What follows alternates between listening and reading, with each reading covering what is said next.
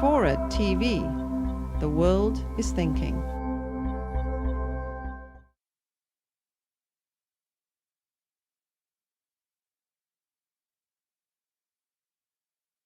This is the final session of the final day of the Battle of Ideas. I hope you've had a fantastic weekend.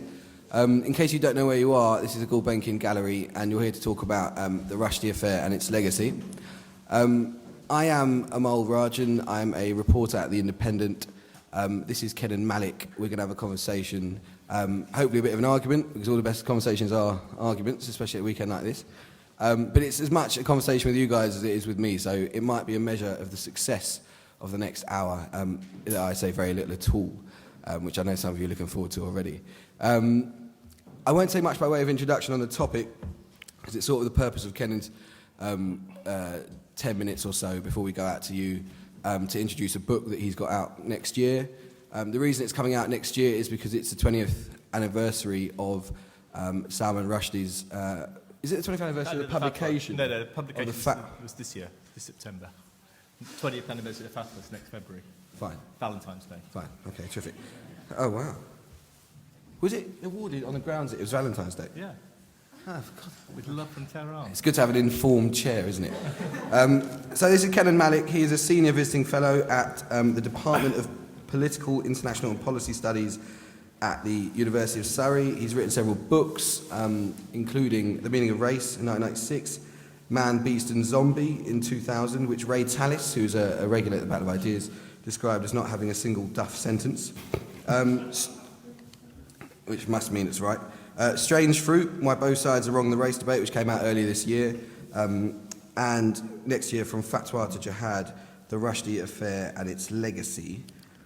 He's a regular presenter on Radio 4, does analysis, he's done Channel 4's Dispatches, he's made documentaries about immigration and much else besides. He's going to talk for about 10 minutes. I'm going to ask a couple of intentionally provocative questions, which hopefully will piss him and you guys off. And then it's going to be out to you, so I hope your ears are pricked. Can we give Kenan a massive welcome?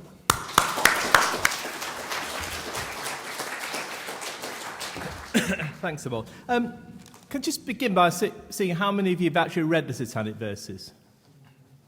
Yeah, it's not very good, is it? Well, no, that's about half of the course, actually, because when I tell people I'm writing this book and that next year's the 20th anniversary of the Fatwa, there's always two responses. The first one is, 20 years, good God, am I that old? And the second one is, I never got past the first page. Which is a pity, really, because in a sense the book's a bit like the controversy itself. It's as confused, chaotic, as baroque as the controversy over the Satanic Verses. And given that very few of you have read it, it's here, by the way, if anybody wants to have a look at it later. Given that very few of you have read it, I thought it might be worth looking at some of the background to it before talking about its legacy. When it was published back in September '88, it was expected to set the world alight, but no, not quite in the way that it did. I mean, Rushdie at that time was probably the most celebrated British novelist, even though he never thought of himself as British. But he certainly was, and his reputation was being created by Midnight's Children, which many more people have read than have read the Satanic Verses, which won the Booker Prize in '81 and has twice won the Booker of Bookers, the greatest Booker Prize winner ever, most recently a couple of years ago, I think. And then came Shame, his book, which is about Pakistan, a kind of satirical retelling of the story of Pakistan as a fairy tale. And then came the Satanic Verses. It's one of those books that was 5 years in the making. He got an $850,000 advance rate from Penguin, which was unheard of in those days. And there was myths about the making of the Satanic Verses well before anybody had read a word of it. And within a month of it being published, it would have been banned in India, which is where Rushdie was born. Within a couple of months, 3 months, it had been burnt. The first time it was burnt was in a street protest in Bolton. And then in January 89, it was burnt in a very famous demonstration in Bradford with pictures which went around the world. And then on Valentine's Day, February 14, 1989, came the Fatwa, which kind of transformed the whole debate and the whole controversy. And the interesting thing about it is that, for many, the whole controversy seemed to come entirely out of the blue. Even Rushdie himself sometimes talked as if he was not expecting anything of the sort. And for many, too, the image of the burning book and the Fatwa seemed to be portents of a new kind of conflict and of a new kind of world. So if you go back to the kinds of conflicts that had existed in Britain between black and Asian communities and British authorities, from the Notting Hill riots of the 50s to the Grumwick dispute, which somebody mentioned earlier on in one of the sessions today, of 1977, to the inner city disturbances of the 1980s. These were all, in the main, political conflicts, issues of law and order, and confrontations over unionisation or discrimination or police harassment were of a kind that was familiar even prior to mass immigration. And for many people, the whole Rushdie Affair seemed something very, very different. It was the first major cultural conflict in Britain, a conflict quite unlike anything that they'd previously experienced. The Muslim fury about the book, seemed to be driven not by questions of harassment or discrimination or poverty, but by a sense of hurt that Salman Rushdie's words had offended their deepest beliefs. But 20 years later, if we look back at the Rushdie Affair, it also seems something from a different world, but for the opposite reason. All the issues that the Rushdie Affair raised, like the nature of Islam, its relationship to the West, the meaning of multiculturalism, the limits of tolerance in a liberal society, the boundaries of free speech, and so on, these have become, at that time, in 1989, there seemed very new issues. These have now become central issues, defining issues of the age. And the politics of the pre-Rushdie age are what now seems highly anomalous. It's now become widely accepted that we live in a multicultural world, that in such a world it's important not to give offence to other peoples and to other cultures. The British sociologist Tariq Madood has put it like this. He said, if people are to occupy the same political space without conflict, they mutually have to limit the extent to which they subject each other's fundamental beliefs to criticism. Now, when the book was published, when the Satanic Verses was published, Rushdie said, it would be absurd to think that books can cause riots. That's a very strange view of the world. Well, these days, we've come to accept that books do indeed cause riots, and that we must therefore be careful about what books we write or what drawings we do or what things we say, because they cause riots. And that pre-Rushdie world itself now seems a different age and a different world. And to see how much things have changed, how much things have shifted in the past 20 years, we only have to compare the response to the Satanic Verses to the response to the Jewel of Medina. Now, you've probably heard of the Jewel of Medina. It's a book by an American journalist called Sherry Jones. It's a kind of breezy, romantic, almost Milton Boonish type of story about Aisha, Mohammed's youngest wife. And it had originally been bought by the American publishers Random House for $100,000. Then an American academic, Denise Spellberg, to whom the book had been sent to try and get an endorsement, to stick on the back of the book, a shout to stick on the back, declared that it was offensive. And Random House immediately dropped the book. And no other major American publishing house would touch it.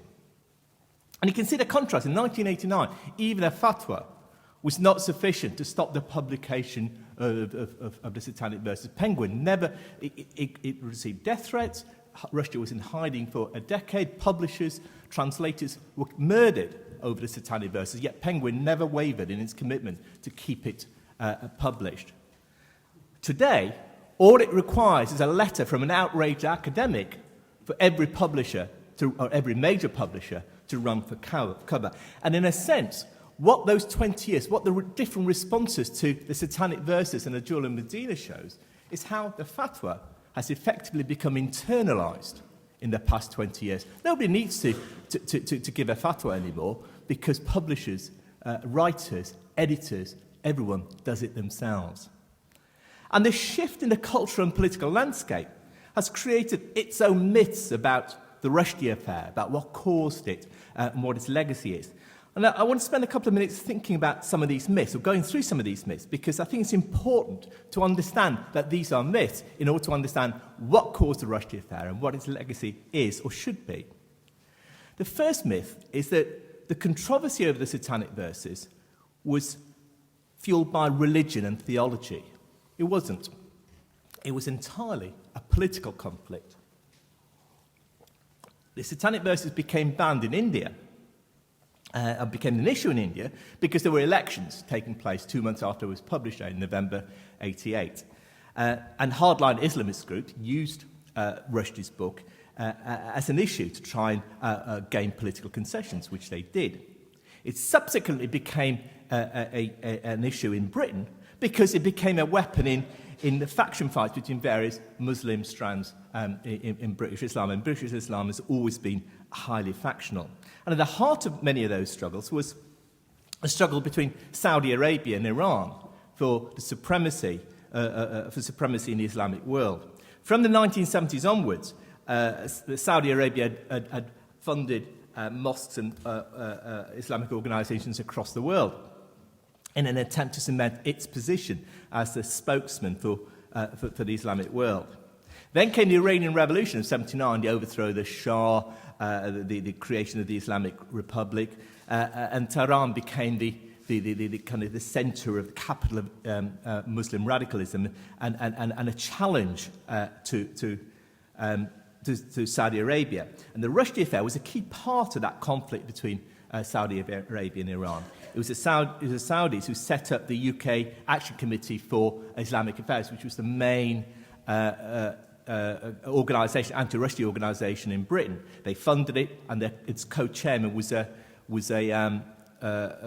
Saudi diplomat. The other co-chairman, incidentally, was Iqbal Zakrani, who later became Sir Iqbal Zakrani and became leader of the British Council of Mosques when it was set up in 1997.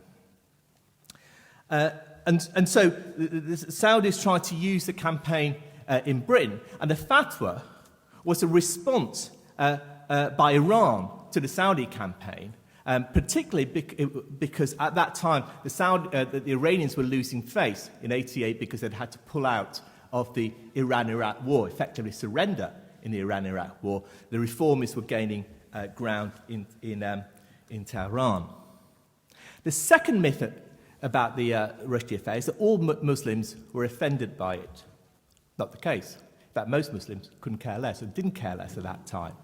Until the Fatwa, the campaign against the Satanic Verses was largely confined to the subcontinent and to Britain. Aside from the involvement of Saudi Arabia, there was no campaign against the novel in most Arab nations, in Turkey, within Muslim communities in Europe. When Saudi Arabia, at the end of 1988, tried to get a worldwide Muslim ban on the book, it failed. There were a number of countries that did ban it, but those countries, like South Africa and Malaysia, were countries with large subcontinental populations. Even in Iran, even after the Fatwa, actually, Iran never banned the book. And certainly it didn't ban the book prior to the Fatwa. It was you could openly buy it, and it was reviewed in a number of Iranian newspapers. Today, the notion of radicalism in an Islamic context means somebody who's religiously fundamentalist. 20 years ago, it meant the very opposite, somebody who was militantly secular. And in a sense, that expresses what a different kind of world it was, what a different kind of world Muslim communities were 20 years ago. In Britain, for instance, you had organisations such as the Asian Youth Movement, which had considerable support among Muslims in Britain, who never thought of themselves, incidentally, as Muslims.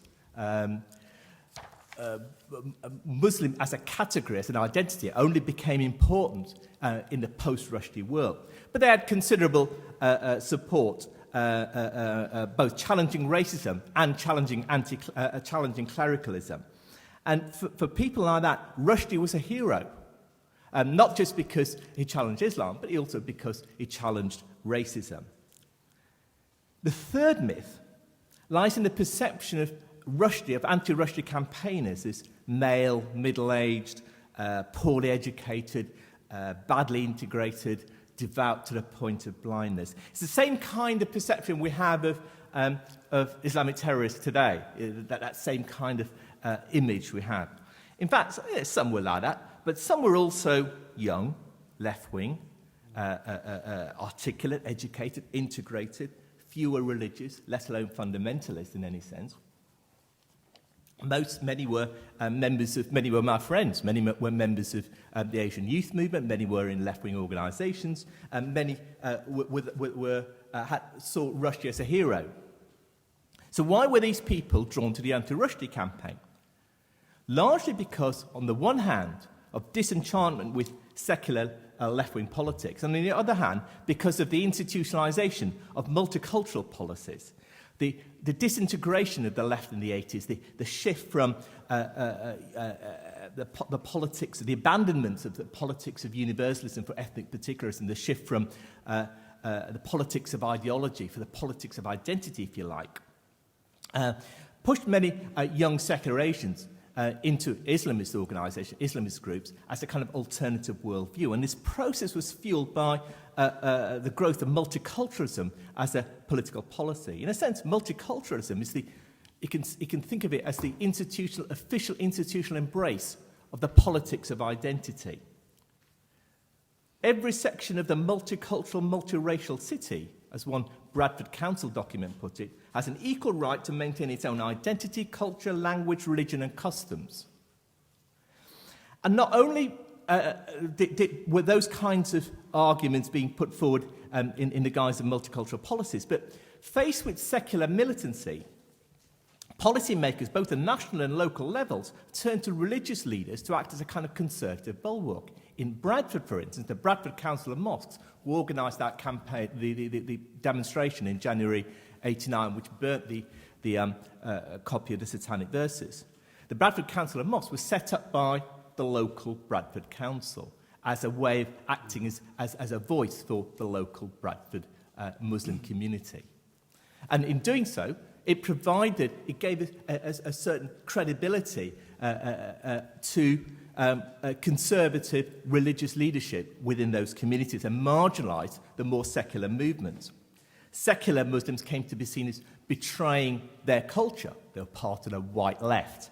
While radical Islam became not only acceptable, but to many, the authentic way of being Muslim. I mean, multiculturalism didn't create radical Islam, they created a space for it within British Muslim communities that hadn't existed prior to the late 80s.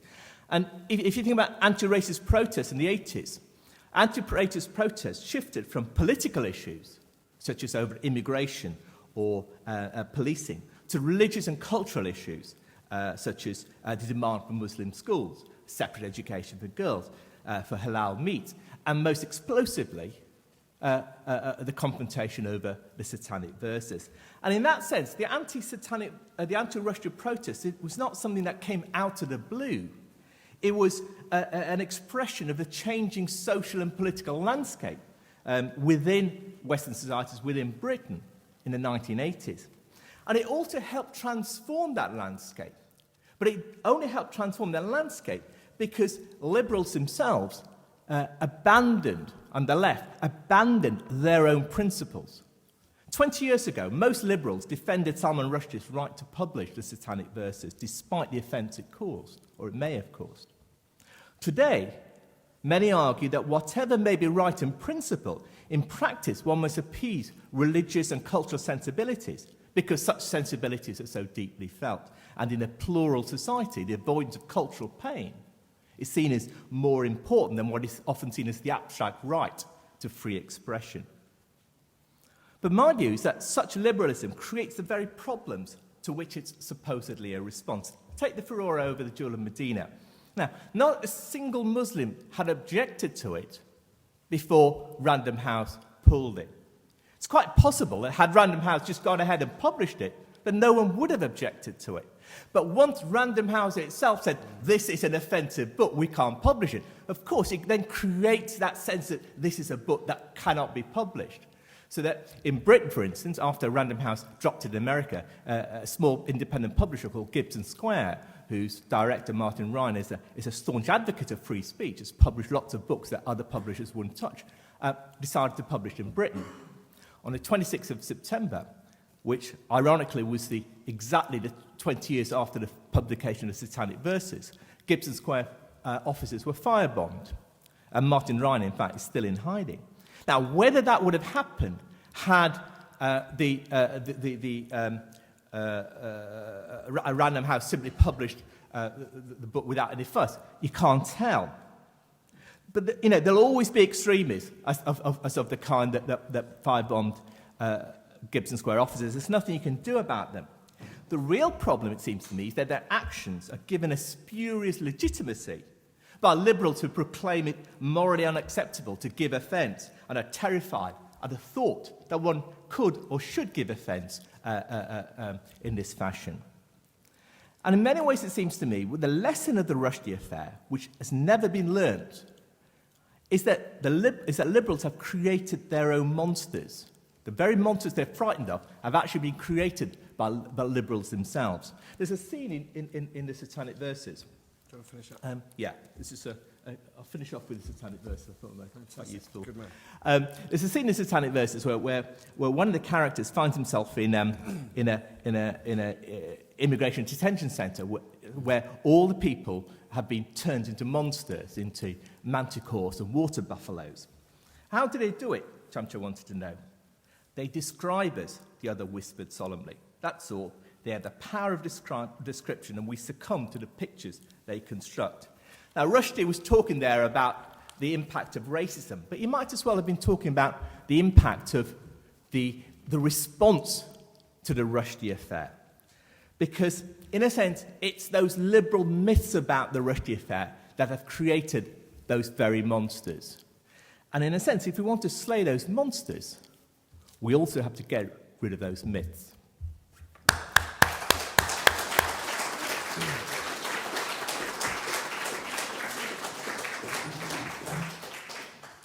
Fantastic. Incidentally, if you want to know more about Kenan's sort of work historically, I should have plugged his website. It's kenanmalik.com, where you'll find lots of stuff on this. I'm just going to throw a couple of questions at him, and then it's your turn.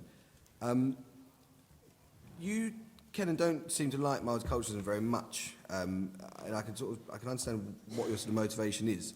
But when you talk about issues of social cohesion, which you do in other books and in sort of lectures, and you have done here as well, do you always try and make a point of pretending or asserting that Islam, there aren't any sort of incompatibilities between Islam and secular Western societies? And I'll put just two of them to you. And I see there's lots of Muslims in the audience, so I'll be interested to hear what you guys are going to say about this. In Islam, as I understand it, there isn't a distinction, as there is in the West, between... Western civilization was founded on the church on the one hand, and Roman secular law on the other hand, and there's a distinction between the two of them. As I understand it, in Islam, Sharia means a single path, and Sharia law is a single form of law to be obeyed. That seems to me to be quite difficult to reconcile with how kind of Western plural secular societies work. And also, the source of authority for law in Islam is divinity, whereas the source of authority for law in the West and in our society today is sovereignty, which is, not otherworldly. It's a kind of expression of the fact that we live in a political construct. Don't you think that these things might cause potential problems when sort of Muslims are looking to integrate or respond to the publication of novels? Well, I don't want to get into a debate about Islamic theology, but the idea that there is a single Islamic view of the world is nonsense. Yeah. There are many strands of Islam which have rejected the idea of there being a complete unity between church and state. There are many strands. There are many Iranian thinkers at the moment who make a case for a distinction between state and religion. If you look at American Muslims, for instance, it's quite interesting. If you compare the attitudes of American Muslims to those of European, or particularly British Muslims, the American Muslims much more than British Muslims, except the distinction between church and state, or between mosque and state. What do young Muslims there are many strands. The point is there are many strands within Muslim communities, and to suggest that there is a single strand which makes Islam as such incompatible with Western traditions. And there are many traditions within the West. That's the other point. There's not a single Islamic tradition. There's not a single Western tradition. No, but the point is that there are certainly conflicts, but those conflicts actually take place within Islam and take place within the West. And the point I was trying to make about the Rushdie Affair was it was as much a product of changes that took place within Western societies as of Islam itself. That's absolutely the case. I'm not pretending that Islam is some sort of monolithic beast or something like that. But if you think about sort of talks about radical extremism or Islamic fundamentalists, which I think you'd agree there are many of them living in Britain, you might say they're not particularly Muslim. Do you think that something about sort of de-radicalising can be successful unless it addresses the fact that they're fundamentally taking some of their views from the Quran? I mean, basically the question is, what do young Muslim men, for example, which you're talking about, have to give up, if anything at all, to be fully fledged members of a Western secular society? Well, that's like asking, what do Christian fundamentalists have to give up in order to be fully exactly. But there might be different problems for Christians to Muslims. But the point's this, that part of the problem is that over the past 20 years, we've come to see that there's something called authentic Islam, and that authentic Islam is only represented by certain views about the relationship between church and state, about certain views about the Quran and so on. As I said, back in the 80s, there was a very strong secular movement within Muslim communities. Of course, secular Muslims aren't seen as Muslims, but that's not the problem of Islam. That's a problem of a multicultural perception of what Islam should be. For example, if you take the Danish cartoons that move away slightly from the Satanic Verses, it's a perception that all Danes were offended by the cartoons. That's simply not the case.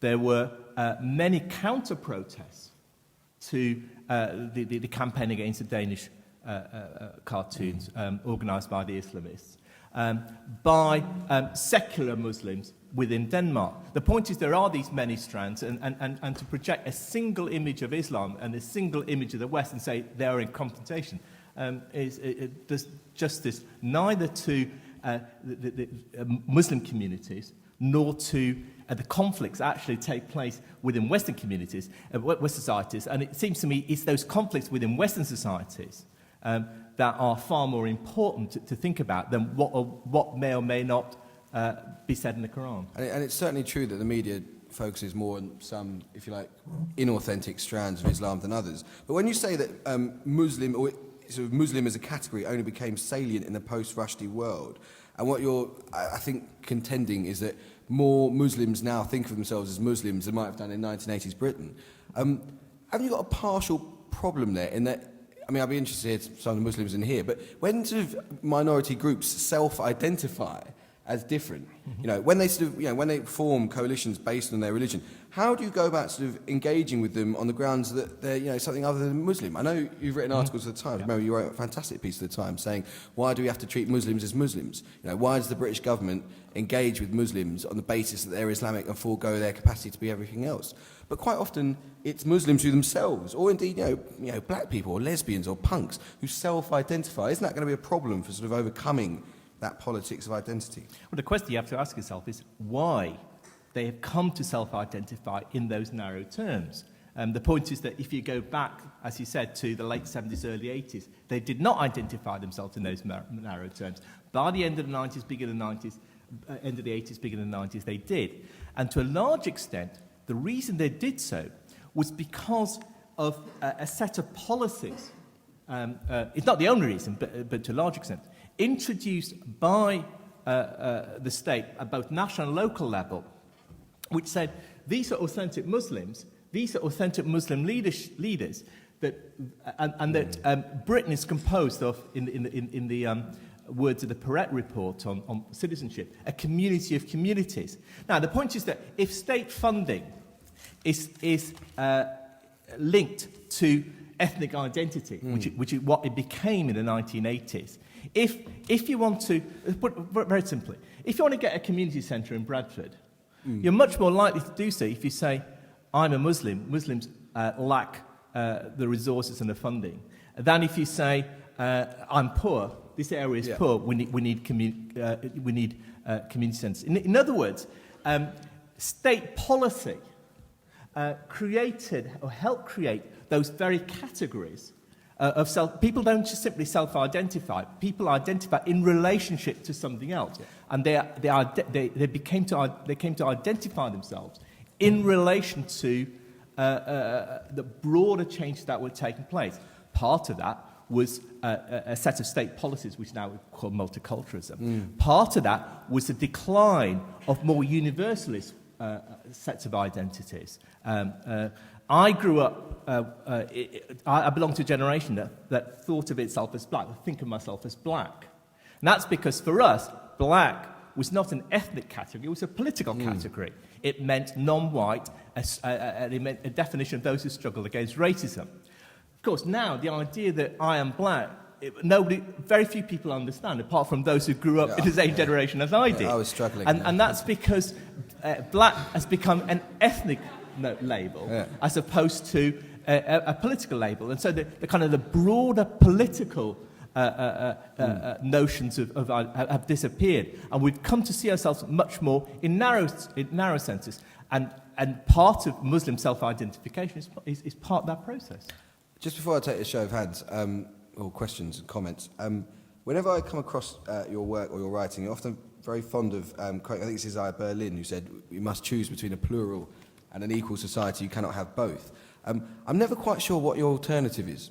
I mean, are you saying now that since the 80s we've had all these state policies which are all about sort of sanctifying, victimhood and race and saying, if you want to have your own centre in Bradford, you've got to be a Muslim? Are you after sort of more of a monoculturalism? How much do you rate pluralism? I mean, what would you, if we abandoned multiculturalism tomorrow, what do you want? Are you basically saying we just want less of an emphasis on race? Let's just talk about it a bit less, which I can understand, but I'd like a name for what you're talking about. Well, I think you need to distinguish between two kinds of pluralisms and two kinds of multiculturalism. Multiculturalism has come to mean two different things. One is lived experience. One is multiculturalism or diversity is lived experience. I call that cosmopolitanism. Yeah, you can call it but the point is that when people talk about multiculturalism, they mean two different things. One is the kind of diversity created, for example, through mass immigration. The other is a set of political policies to manage that diversity. Now, it seems to me that a set of political policies to manage that diversity actually undermines much of what is valuable about that diversity in the first place. The point about living in a cosmopolitan world is that it allows you to expand your horizons, to think about other people's ways of doing things, their lifestyles, their beliefs, their values, and so on. Ask which is better, which is worse. Are my values better than their values? Have a dialogue, a debate, a political dialogue, debate about that. And through that process, create, ironically, a more universal language of citizenship. The problem with multiculturalism as a political process is that it stops that possibility of dialogue and debate in the name of respect and tolerance. And perhaps fetishises hollow differences. Right, lots of hands. Put your hands up. You can't look and see how many or whether there are any Christians or Jews or Hindus or Buddhists or atheists. Yeah. And in a way, I have to say, I think that's a bit of a problem for our society that would be better, in my opinion, being cosmopolitan than multicultural. So some people are making, for their own reasons, and they think they're very good reasons, and I accept that, but they are making a point of their identity and separateness, which all the rest of us are not. Thanks very much indeed. Yeah. Two along, man in a blazer. No, sorry, just in front, and then we'll go to the lady behind, Hi, Kenan. If it's possible, can we hear more of you about if there is really any difference in the values and customs of the Muslim community as a community? Would you like to give us some points on that? Because prima facie, there are differences. They try to arrange themselves separately. They have a different family structure, different view of individualism, different view of responsibility towards family members and the community. So doesn't that cause a certain kind of a conflict? Okay, and lady just behind you, yeah. Just directly behind you. Thanks for the trip down memory lane. I was 6 years old during the Rushdie Affair, and listening into all the conversations of the grown-ups in my community, I got the very strong impression that Salman Rushdie was a very evil man, possibly even the devil incarnate. I now have other opinions. But I would just like to add some clarity to the debate. A fatwa, which has been bandied around quite a lot without definition, is a legal opinion in Islamic law. Most importantly, it is non-binding. It is issued by somebody qualified, according to Islamic law, to make up a new opinion according to the already accumulated scholarship in Islamic history. Historically, in the Islamic world, it is not issued by the head of state, which makes it very important in the context of Ayatollah Khomeini of Iran. That makes it very unique. It was actually a political statement rather than a religious statement. I would also like to point out an issue that's probably been overlooked on the very interesting exploration of the issue by the panel. That one of the reasons that the Rushdie Affair has gained such importance in the free speech debate, and consequently the whole palaver about the Danish cartoons, etc., is that a lot of people within the Western Muslim communities see these kind of books or cartoons or other kind of forms of artistic license or whatever, as an extension of racism and sort of demonization of the Muslim community. Not just kind of that a lot of Muslims see that kind of sort of ridicule and demonization of their religion as an extension of racism to them. That's not in any way to justify those actions, but I think it was something that was probably overlooked in the debate. Thanks. Thanks.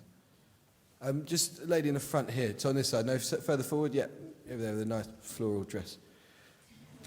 Hi. I think a prime issue of the Rushdie Affair is actually one of tolerance and free speech. And obviously in a society such as ours, free speech is propagated quite a lot. But we seem to almost be saying that, yes, everyone's free to say and think what they want to, but you can only think what you want as long as you think that free speech should be allowed. But we have to remember that people in different societies do actually have different opinions on free speech in the first place. And I mean, I'm just saying this to be a bit provocative, but as well as that, we have to think of free speech as a means of communicating with other people and understanding them, and less of a way of defending ourselves and defending other cultures. Good point, thanks. A man in the cap and glasses there. I'm interested that this whole idea of the Satanic Verses as a Muslim issue, I can't help but think that the reason that we're so preoccupied with it all is actually the threat of violence. For my money, Dan Brown's The Da Vinci Code was a magnitude more offensive about the origins of Christianity than the Satanic Verses ever was. The Da Vinci Code sold a magnitude more than the Satanic Verses did and was made into a film. Yes, yet our preoccupation with it is entirely dissipated because no one killed anyone or threatened to kill anyone, no one killed any translators or burnt down publishers and so on. So we should actually, in logical terms, realize that the reason we're so interested in this and the reason that publishers stop publishing is they don't want their officers firebombed. That's the truth. The moral deference is actually much less of an issue. Secondly, I would just quickly like to say, in terms of multiculturalism and respecting beliefs and so on, we are doomed at this point in our history if we have holy cows or sacred cows. We're at a point where humans who disagree and cannot align their views, we're in a world of nuclear weapons, a world of amazingly destructive forces which will only become new and interesting and potentially more dangerous. The only thing which can save us is our ability to climb down from polarized positions. Any fundamentalist view in any kind of conflict like that will destroy us. There's a man just in front in glasses. Did you, sir? It's like, look distracted now. Yeah, you. Did you want to ask a question? Oh, I thought you had your hand up. Did you have your hand up? Well, yes, Yeah, I would. Go for it. And then I'll come to the back anyway. after. Yes, okay. You said, Kenan Malik, at the beginning of your talk, that you thought the issue was not really theological, it was political. And I've learned a lot from that talk. I mean, I had actually thought it was primarily theological, as well as being political, but primarily theological. I just want to expand a possible objection to that, though, and it maybe perhaps comes back to intrinsic differences between the way post-Enlightenment Christianity, at least, sees biblical truth and the rise of scholarship and so on, and the Reformation and all these things, and the way that at least there are some strands, even in contemporary Islam, which arguably do not, although we all know, I mean, cultures mix and, you know, everybody gets something from other cultures. And this is that, I mean, it's very common to draw this distinction between Muslims who are jihadists or Islamists, who are in a minority, and those who are not. But, and I'm sure that's generally true, that the most are not in this country. But at the same time, I've heard it said, some of my ex-students were Muslim, that although they weren't jihadists in any way at all, they did believe in the infallibility of the Quran. And that seems to be true of pretty much all Muslims, whether Islamist or not. Now, this seems to be the problem, because actually the word fundamentalists, as applied to Christianity, which was actually coined by Christians 100 years ago to describe themselves, ironically, did not, I think, necessarily mean that every sentence in the Bible was literally true or even true, but rather that the creeds were infallible. That's to say, we believe in one God, Father, and maker of all things visible and invisible. What Catholics and Anglicans and so on recite every Sunday during communion service. That's what you arguably call a Christian fundamentalist. It was never the view that every word in the Bible was literally true. Whereas arguably, at least, and I'd like some enlightenment on this, but it's just the impression, that is where Islam and Christianity do differ. Terrific. Just the gentleman on your right, and then we'll come back out, including to you in the front row. Yeah, go on. And then we're going to go back to Kenan. Yeah, quickly, if you would. Can I ask Kenan Malik, do you think multiculturalism has become difficult for the British establishment? Because I read numerous articles which are So you say British or Christian establishment? The British establishment. Because I read numerous articles where they're criticising it, reports talk about parallel lives in communities, demands for Britishness test. Is this the end for multiculturalism? And if so, what's going to replace it? Okay, thanks. Kenan, if you would, in just a couple of minutes, then you can come back to others in your summing up. Yes, let's... It's still with this question about... I mean, there's been a number of issues here about the Rushdie Affair as being religious or as being political. Now, it seems to me it is fundamentally important to recognise it as a political issue rather than a religious one. The point about I don't want to, you know, I don't want to. I'm not. I don't want to enter into a kind of theological debate about what Islam or Islam does, may or may not say. But the point is that there are many different strands, interpretations of the Quran. The interesting thing about literalism exists in all religions, but literalism is actually a very modern phenomenon. Exactly. Literalism is a very modern phenomenon because, in a sense, literalism is people talk about fundamentalism as a kind of throwback to ancient times, as a throwback to early Islam or early Christianity. In fact, it's the very opposite. In this sense, what the people we call fundamentalists, Islamists or whatever term you want to give them, the point is that what they have is a detachment from the traditional institutions, from the traditional social communities of those religions. And it is because they are detached from those institutions and social customs that they turn to a literal view of the book. And this is true of Islamists, it's true of fundamental Christians, it's true of fundamental Jews, it's true of fundamental Hindus in their own way. Because that is what gives them an attachment, that's what gives them an identity. Most believers have an identity because they belong to a community, have a relationship with the institutions of that community, have a relationship with the tradition, have a relationship to the history.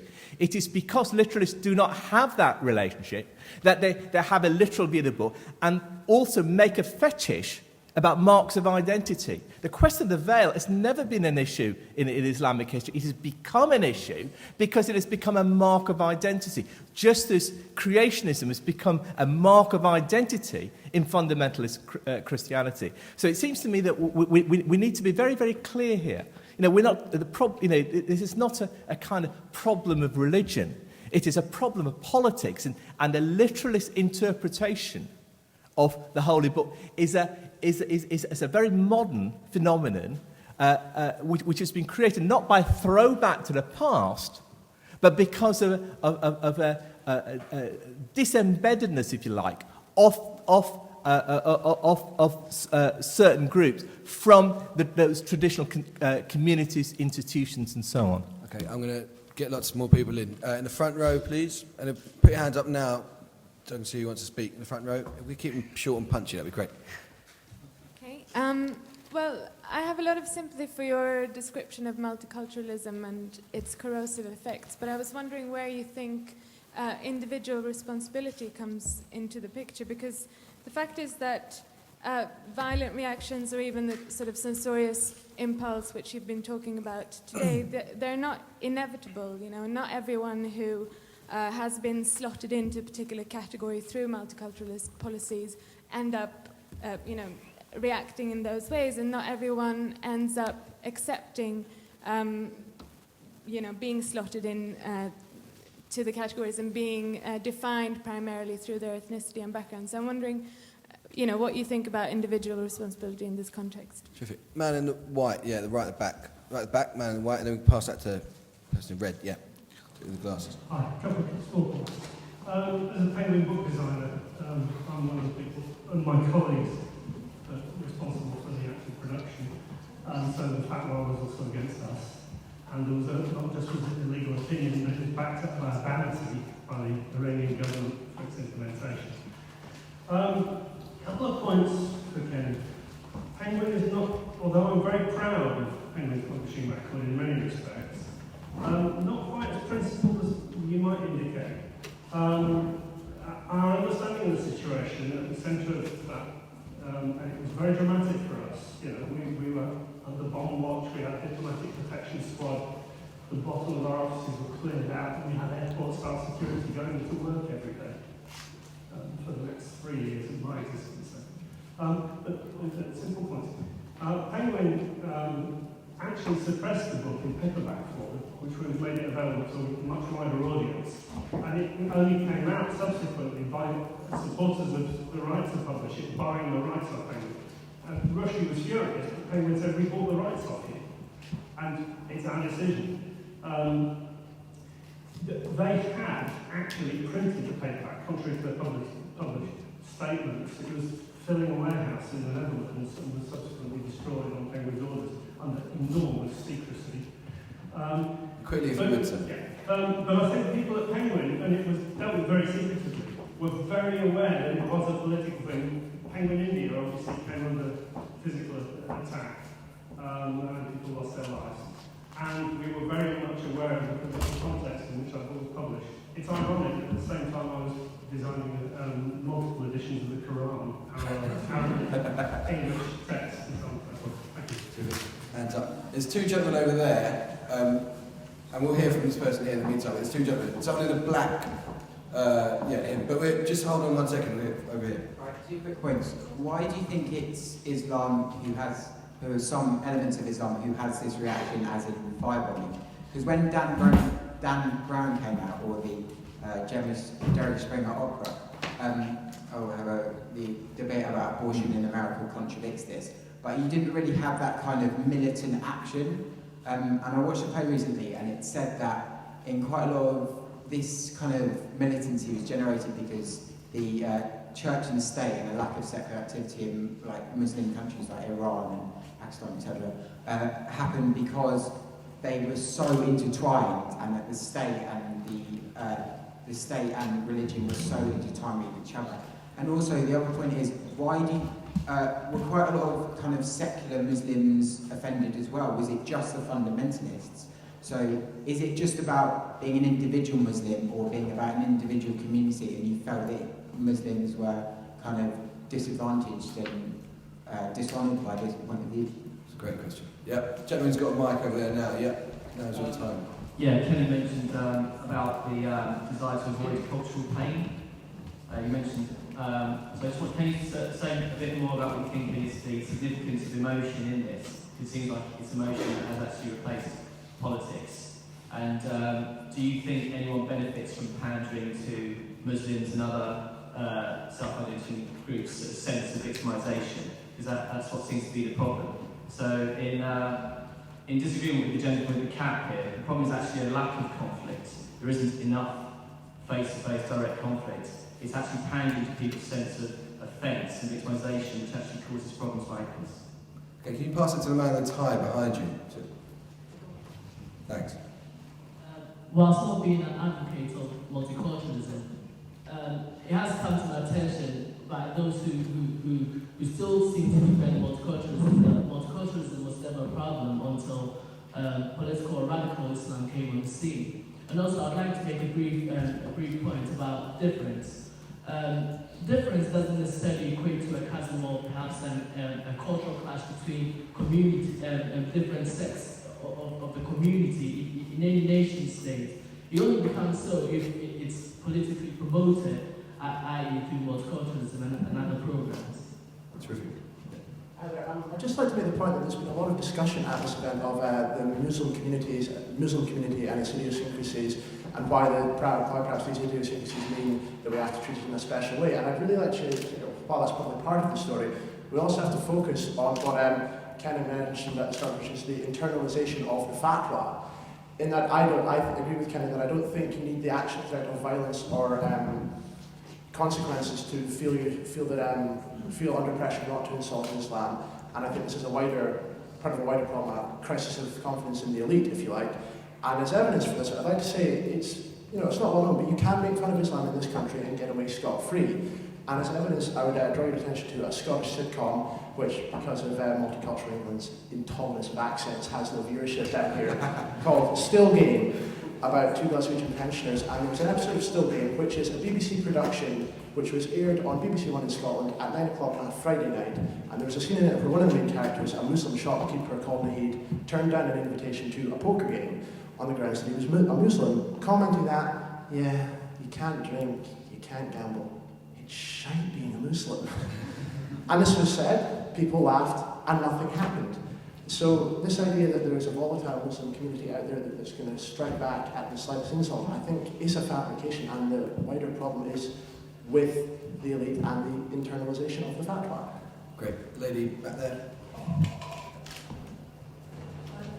I think what you were saying about politicising certain situations, certain words is important. And following on from what this lady said here, I think it's important to have a dialogue about how certain terms, kind of like fatwa, jihad, are politicised and how they are understood by the general public, especially if you read it in the papers in this country. It's important to know what those terms actually mean and not to take them in the negative ways which somehow they're kind of put across. Okay, just two more. Very quickly, lady in the glasses over here, and then lady in the robe in front of her. Sorry. Quickly, if you would.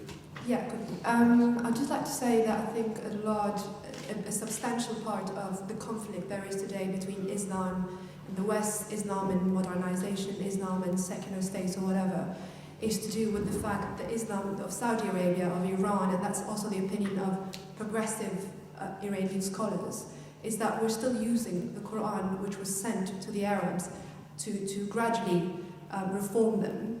We're still using that same interpretation to today, which does not make sense at all. We're not living in tents anymore, so why are we still interpreting the Quran the same way it was interpreted hundreds and hundreds of years ago? Until the Islamic world stands up and decides to reinterpret the Quran, to adapt it to the modern world, we're always going to have a conflict. The other thing is that fact that Islamic world, whenever we get criticised about anything, we don't even listen to the criticism, we don't even read it. We just take to the streets and kick up a fight and burn things left, right, and centre. This is absolutely ludicrous. You know, we're just not sending out the right messages, not listening. Okay, lady, just in front of you. Thanks. I just want to reply to what you've just said. The thing about Muslims changing the Quran, it can't happen because, by definition, the Quran is direct revelation.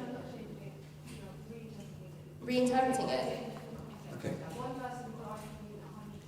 Okay, well, also, I had another point. I was just going to say, I agree with I'm going to echo what the man over there said about fabrication and everything. I think that the problem we have is political correctness, to be quite frank, because it's supposed to serve as a good. But because of that, I think that the elite and everyone else actually has a fear of saying what they want to say, and basically it's political correctness that we have a big problem with, and we need to address that. All right, lady over there spoke before. You have to be incredibly nice to me after. Just very quickly, there's a lot of people bringing up all sorts of very complex issues to do with religion and state, interpretation of the Quran, loads of stuff that really cannot be adequately discussed in this very limited context. I would like to draw your attention to a very concise but interesting website called campussalam.org. If you'd like details, please see me afterwards. Sorry about the shameless plug, but part of the website is part of an initiative I'm working on to try and create an intellectual forum for young Muslims to debate, discuss, engage in controversial issues, and for interested non-Muslims also. So if you are interested in any of these issues, please come and see me afterwards. Brilliant. And see independent.co.uk if you want to know more about me. Concluding remarks, Kenan. Go on. Somebody raised the question of cultural pain. It seems to me that it's one of the big changes that's taken place in the post-Rushdie world. And the very notion of finding something offensive is an expression of that. There are lots of ways you can disagree with something. You can disagree with it, you can think it's wrong, you can think it's reactionary, you can think it's all sorts of things. But to find it something offensive is to say, it kind of touches me emotionally, it gives me pain. Zaid Sadar, who's a liberal Muslim, thought that reading the Satanic Verses was like being raped. Now, he seriously defends that position, and it seems to me, but the point to remember is it's not something that is specific to Islam or in relation to Satanic Verses. It's the way we look at the world today. It's that kind of what some people call a therapeutic turn in the way we understand the world. We think of the world in terms of emotions and feelings, rather than in terms of reason and argument. And the post-Rushdie world is very much an expression of that. And the Rushdie Affair, in that sense, is an expression of the changes that are taking place in a much broader sense in the Western world. Somebody raised this question that said that it's a question of fear, not a moral obligation, that leads publishers to drop some things like the Jewel of Medina. To a certain extent, that may well be true, but the point is that there is a much broader moral change that's taken place in Western societies over the past 20 years. We have come to accept that in a plural society, one must not give offence to other cultures or beliefs. So it's not just Islam. I mean, 3 years ago, I think it was, Iqbal Sakrani, who was then the head of the British Council of Muslims, made some comments on an interview on the Today programme, where he said homosexuality is wrong, it's unconscionable, we can't accept it. The Scotland Yard then investigated those comments under its hate speech laws. Immediately, both Iqbal Sakrani and 22 mosque leaders wrote to a national newspaper saying this is outrageous because we should be allowed to be able to say what we like, free of intimidation. Those same leaders, and Iqbal Sakrani himself, would not also believe that the Danish cartoon should not be published because it is so offensive. The gay organisations that attack Muslim groups for being anti-gay and wanted Sakrani to be would not have Socrates say what he wanted about homosexuality, want to be free to say what they want about Islam. Many of those groups that defended the right of Danish cartoonists to draw pictures of the Prophet as they wish, draw the line at cartoons mocking the Holocaust, and so it goes on. And what you end up is a sectional society where hate speech laws, laws about offence, and so on, become a means by which the state polices what any group can say to any other people. So it becomes the only winner in this is the state and their ability to police what we can say or what we can do. And that seems to me the biggest reason to object to any restrictions in that sense on people being offensive to anybody else, because we're the losers, the state is the winner. What a fantastic end to the day. Thanks very much indeed.